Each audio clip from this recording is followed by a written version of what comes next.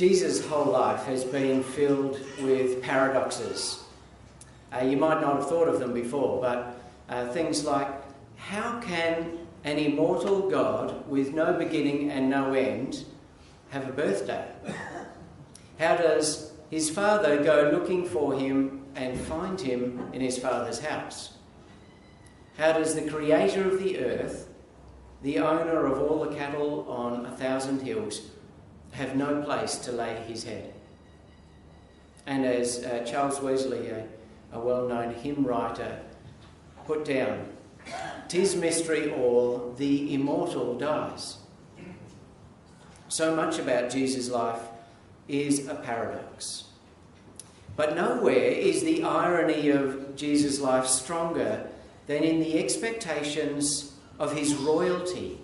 This notion that he would be a king and have a kingdom. He's descended from David, the greatest king Israel has ever known. He's the Messiah, or the anointed one who would reign. Mary has anointed him just as kings would be anointed. And now we've come to this point of his coronation, his crowning, but it's nothing like any would-be royal watchers would have expected. He's moving into his kingdom via a cross of torture. Kings are not martyrs. They don't die self-sacrificial deaths. You think about it, in the fairy tales, the kings always get to live happily ever after with their beautiful queen alongside them. In the history books, kings always die at the hands of their rivals or somebody who's their enemy. But it's always self-protectively. It's not self-sacrificially. Here we have the King of Kings, and he's given a crown to wear and a placard over his head that says King of the Jews. Instead of a cupbearer bringing him wine, we have one of the soldiers offering him sour wine on a stick. Instead of leading an army into battle, he's surrounded by soldiers who mock him and beat him. But there is one in this story of Christ's final moments that uses his title unironically.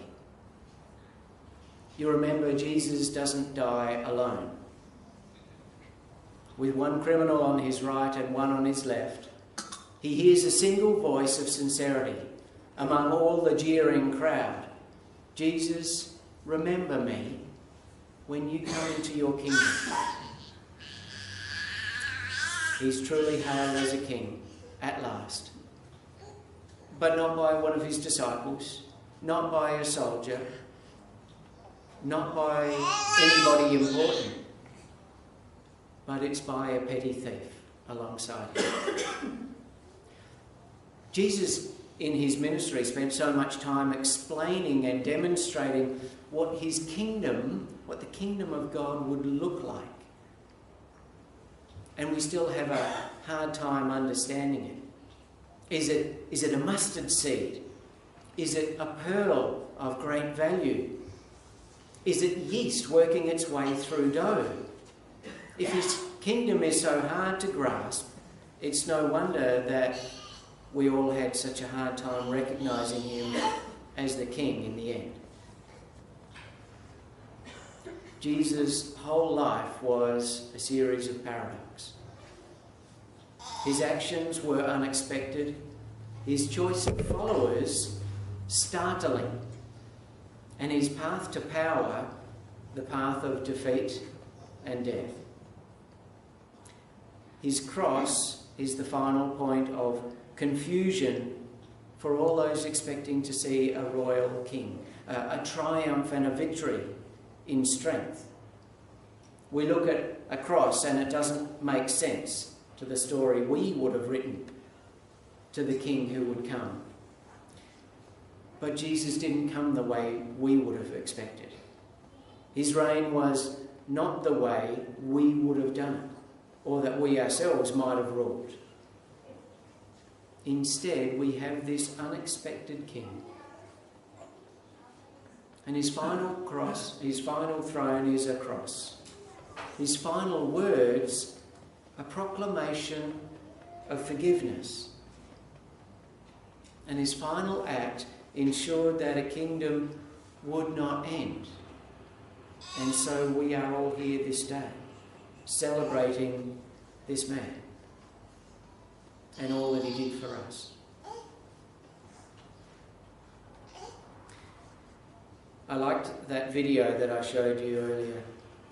Just for that one moment when the two guys, first one and then the other, realises that if we could trust Jesus with so many other big things, if we could believe so much other stuff, we could trust in just the small things that he asks of each day. Just the small times, the small steps that he calls us to move one step forward. We could trust him in that. I, for one, know that I'm wanting to trust him and follow again. This journey of Lent towards Easter is an invitation for you to do the same.